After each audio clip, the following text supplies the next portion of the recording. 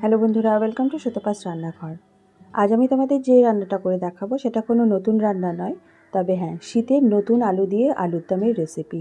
সবাই বানাও, তবে আমি কি করে বানাই সেটাই আজকে তোমাদের সাথে শেয়ার করব। তাহলে চলো দেরি না করে রান্নাটা শুরু করা যাক। তো আমি এখানে আলু নিয়ে নিয়েছি 500 গ্রাম মতো। এই সাইজের আলুগুলো নিয়েছি। অনেকেই এই আলুগুলো চোকলাটা না ছাড়িয়ে সেদ্ধ করে রান্না করে, বাট আমার চোকলাগুলো মুখে পড়লে ভালো লাগে না।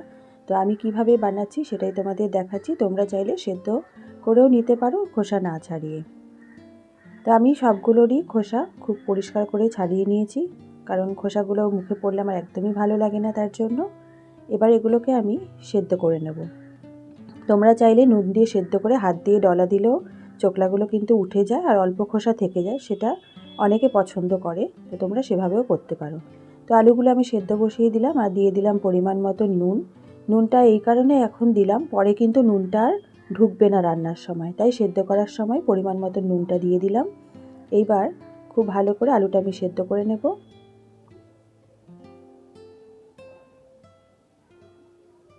যতক্ষণ আলুটা সেদ্ধ হচ্ছে ততক্ষণ আমি একটু মশলাগুলো রেডি করে নেব।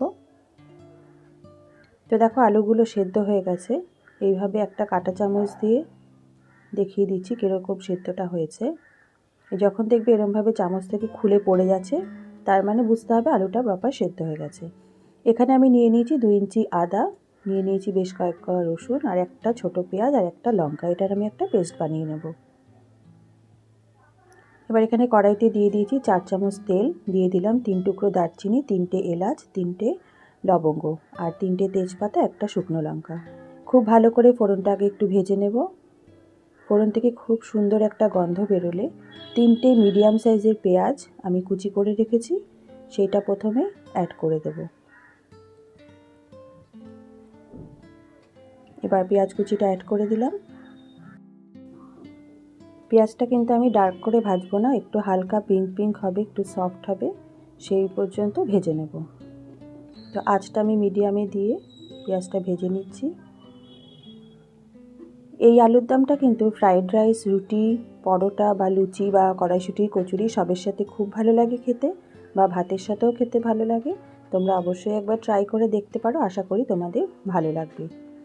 তো এবার দিয়ে দিলাম আদা, রসুন আর পেঁয়াজ, একটা কাঁচা লঙ্কা দিয়ে যে পেস্টটা বানিয়ে রেখেছিলাম সেইটা দিয়ে দিলাম। এবার এই মশলাটা আমি ততক্ষণ পর্যন্ত নাড়বো যতক্ষণ পর্যন্ত আদা রসুনের কাঁচা গন্ধটা চলে না যায় এবং তেল ছেড়ে না ওঠে। ততক্ষণ পর্যন্ত খুব ভালো করে আমি কষিয়ে নেব। খুব বেশি মশলা কিন্তু আজ আমি এতে দেবো না বন্ধুরা, তোমরা দেখতেই পাবে। তো সঙ্গে থাকো, পুরো ভিডিওটা দেখতে থাকো। আর আমার চ্যানেলে যদি নতুন বন্ধু হয়ে থাকো তাহলে অবশ্যই আমার চ্যানেলটাকে সাবস্ক্রাইব করে দিয়ে আমার পাশে থাকার অনুরোধ রইল।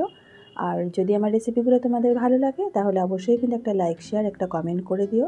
আর বেল আইকনটা প্রেস করতে ভুলো না, তাহলে আমি যখনই নতুন কোনো রেসিপির আপডেট দেবো তোমরা সহজেই নোটিফিকেশানটা পেয়ে যাবে। তো দেখো আলু সেদ্ধ করার সময় আমি নুন দিয়েছিলাম। আদা রসুনটা খুব ভালো করে কষানো হয়ে গেছে। এবার আমি পরিমাণ মতো নুন দিয়ে দিচ্ছি। দিয়ে দিলাম হাফ চামচ হলুদ গুঁড়ো।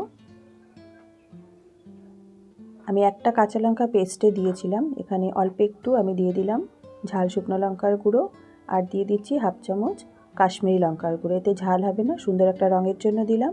ঝালটা অবশ্যই তোমরা তোমাদের পরিমাণ মতন দেবে।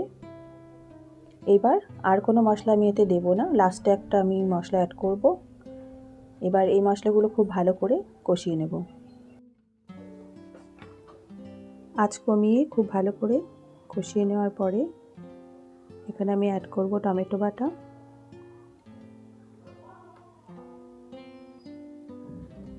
দেখো মশলা থেকে ভালো তেল ছেড়ে দিয়েছে।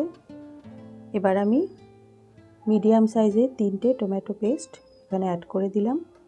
এবার টমেটো পেস্টটাকে দিয়েও খুব ভালো করে কষিয়ে নিতে হবে যতক্ষণ পর্যন্ত তেল না ছাড়ছে, না হলে কিন্তু খেতে ভালো লাগবে না। মশলা যত বেশিক্ষণ ধরে কষাবে আঁচ কমিয়ে, রান্নার টেস্ট কিন্তু ততটাই ভালো হয়। তো এবার টমেটোটা দিয়েও খুব ভালো করে কষাবো আমি। তো দেখো টমেটো দিয়ে কষিয়ে নিয়েছি আর পুরো তেল ছেড়ে দিয়েছে। এইবার যে আলুগুলো ছিল সেদ্ধ করে রাখা সেটা আমি দিয়ে দেবো। তার আগে দিয়ে দিলাম 1 চামচ চিনি ব্যালেন্সের জন্য। চিনিটা দিয়ে একটু নেড়ে চেড়ে তারপরে আমি দিয়ে দেবো আলুগুলো।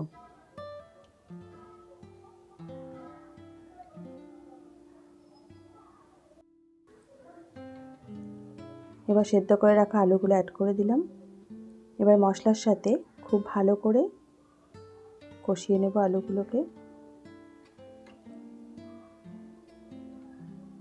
তোমরা যদি চাও আলুটাকে হালকা একটু ফ্রাই করে নিতে পারো, বা যেহেতু ছোট আলু আমি তাই আর ফ্রাই করলাম না, আমি এইভাবে রান্না করছি।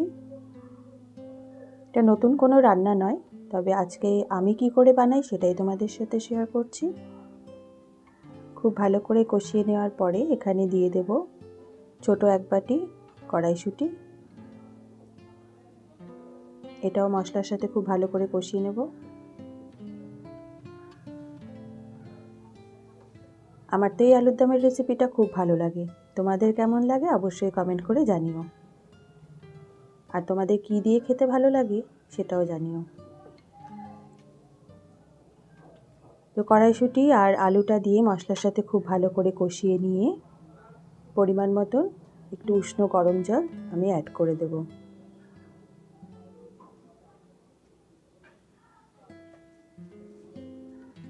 ভালো করে কষিয়ে নেওয়া হয়ে গেছে।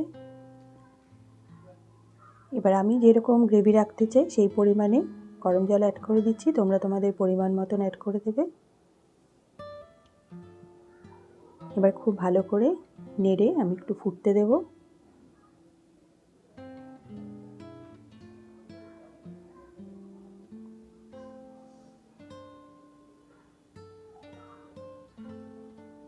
তোমরা যারা আমার চ্যানেলে নতুন বন্ধু আছো তারা অবশ্যই আমার চ্যানেলটাকে সাবস্ক্রাইব করে দিয়ে আমার পাশে থাকার অনুরোধ রইল।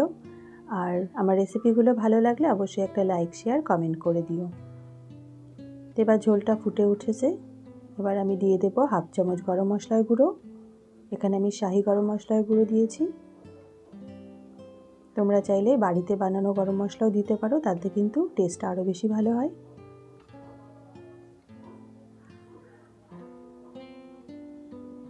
এবার নেড়ে চেড়ে আমি দিয়ে দেব কয়েকটা চেরা কাঁচা লঙ্কা। ঝালটা অবশ্যই তোমরা তোমাদের পরিমাণ মতন দেবে। আবারও বলছি, আমার লাস্টে কাঁচা লঙ্কাটা দেওয়ার কারণ হচ্ছে এটা খুব সুন্দর স্মেল আসে, সেটা আমার খুব ভালো লাগে। আর দিয়ে দিলাম এক মুঠো ধনেপাতা। ব্যাস, আর কিছুই দেবার নেই। এবার খুব ভালো করে একটু মিক্স করে নেব, নিয়ে আমি এটা সার্ভ করে দেব। তো নতুন আলু দিয়ে আলুর দমের রেসিপি আমার তৈরি। আশা করি আমার আজকের ভিডিওটি তোমাদের ভালো লেগেছে। অবশ্যই আমাকে কমেন্ট করে জানিও তোমাদের কেমন লেগেছে। আর তোমরা বাড়িতে একবার হলেও বানিয়ে দেখো, আশা করি তোমাদের ভালো লাগবে। এবার এটা আমি সার্ভ করে দিচ্ছি। রুটি, লুচি, ভাত কিংবা পরোটা বা কড়াইশুঁটির কচুরি, ফ্রাইড রাইস সবের সাথেই কিন্তু এই আলুর দমটা খেতে খুব ভালো লাগে। তাহলে আজ এই পর্যন্ত, দেখা হবে আগামী পর্বে নতুন একটি রেসিপির সাথে। তোমরা ভালো থেকো, সুস্থ থেকো, ধন্যবাদ।